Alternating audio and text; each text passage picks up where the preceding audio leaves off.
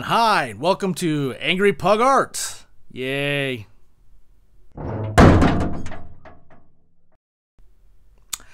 Okay, so last time we did the little bloggy thingy, I discussed just some tools and some ideas and concepts. This time I'm actually going to go a little more in depth with cross-hatching, hatching, and stippling, basically drawing with black and white inks. I'm going to discuss a little bit more about the tools. Like when I went out and I got myself some sketchbooks. They're inexpensive sketchbooks. You can pick them up at Wally World. You can pick them up 99-cent thrift store. Various sizes. Now, okay, these are 80-pound sheets. It just means that the poundage means that the paper's heavier, okay? So the heavier the paper, sometimes the easier it is to draw on. There's also called hot press and cold press. Cold press is usually got texture on it. Get into that later. That has to do with a lot of watercolor or a tooth on the paper. They're good for when you're pencil drawing because you want the tooth on the paper so you can draw and catch the graphite. Even if you use charcoal, is the same thing. These ones are hot press. Hot press means that they are smoother. They are better to draw on. Okay, so I picked up a couple ones of those. Like I said, they come in various sizes. This is an old one I've had. I suggest you treat yours better than this one's been treated. But yeah, they come in various sizes. Inexpensive. I think I ran a whole... Well, there's a price tag on that one. It says whole $7.95. This one was like $5. You can get into higher end sketchbooks too, a little better, better quality papers. I'm stumbling over my words. Better quality papers and stuff. And it's just, paper's paper. I mean, again, I'm drawing on computer paper here, making my notes and stupid stuff here. But in a nutshell, those are your books. They're inexpensive. You can probably get, a good kit together for under $10.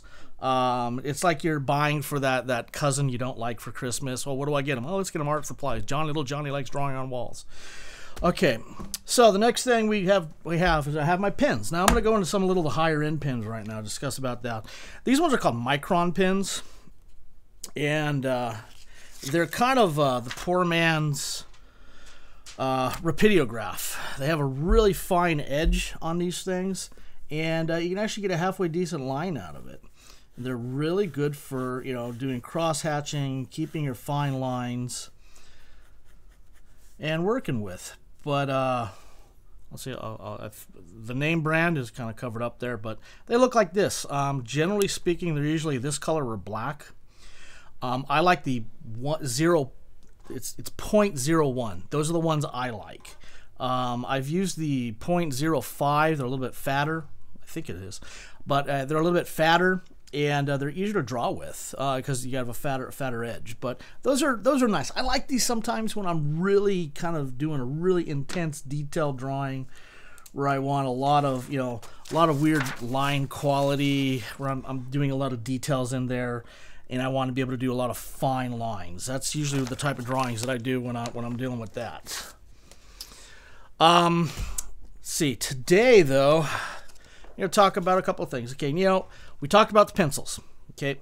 Just a regular number 2 standard HB pencil. You can go into, I won't go into that yet. That will be another blog. But the main pencil is basically just for drawing down your lines. I suggest you have one of these, okay? You're going to need one of those. I suggest you go get a ruler, okay? Just an inexpensive ruler to help you draw lines if you need them, to keep lines straight. We'll be using that today to set up some of the different exercises that I'm going to be teaching you. A brush. I like a loose paintbrush. That way when I'm done erasing the pencil marks, rather than use your hand, use the brush to sweep everything away. Why the brush? My hand works perfectly fine. No, it doesn't. You got oils, you got other crap on your hand, and you'll smudge the paper, you'll smudge your drawing, and then you got like a little grease spot running down there from looking like a little leftover hamburger or something like that. It's gross. The one thing that always got drilled into my head with one of the professors that I really enjoyed, but one of the things I took from him is what basically he taught me was it's all about keeping your artwork clean. And has to be clean, has to be sharp. The reason behind this is it looks professional. It's all about looking professional. Even if you're not doing that good of a drawing, if it looks clean and crisp, you're spot on. Okay, so what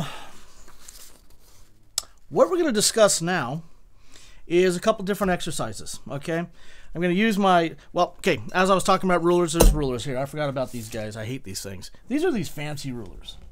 Do I need these? Oh, wow, I can look little shapes and stuff like that. Not really. They're crap. I really mean it. They break.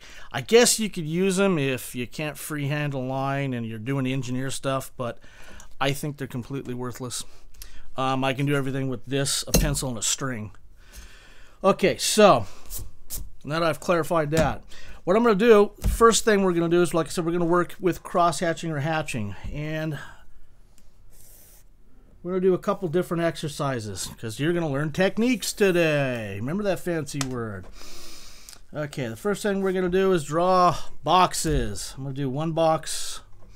I'm just going to divide this sucker into 3 parts. Okay. Now, I'm going to take my pin here. Actually, you know what? I'm going to use my Sharpie because I want a big fat line so it's just easier to follow. And nothing perfect. I don't know why I'm nervous doing this one right now, but for some reason I am. Okay, so I got my Sharpie there. Then I'm going to take my little eraser and I'm going to get rid of my line so it looks all happy and nice and pretty. And I'm using my brush. Why? Because I brought it out, might as well use it. Okay, I'm done. Now, we got 3 types of exercises we're going to do here. We're going to use cross-hatching, hatching, and what I call stippling. Okay, this exercise is pretty easy, but what I want you to do is, using your pen, I want you to fill the complete box with one of 3 different types. So we'll do hatching, cross-hatch, and stippling. S-T-I-P. Like I said, I don't like it. Anyways, the hatching one is basically, well, what I consider hatching is your lines all go the same direction. What I want you to practice is filling the box completely with the hatching. Okay? Cross-hatching box. I want you to do the same thing, but with cross-hatching. Take the lines, go one direction. Then once you're done with going one direction, not the band, I think they suck now. They suck then too. You're going to cross it and go the other direction.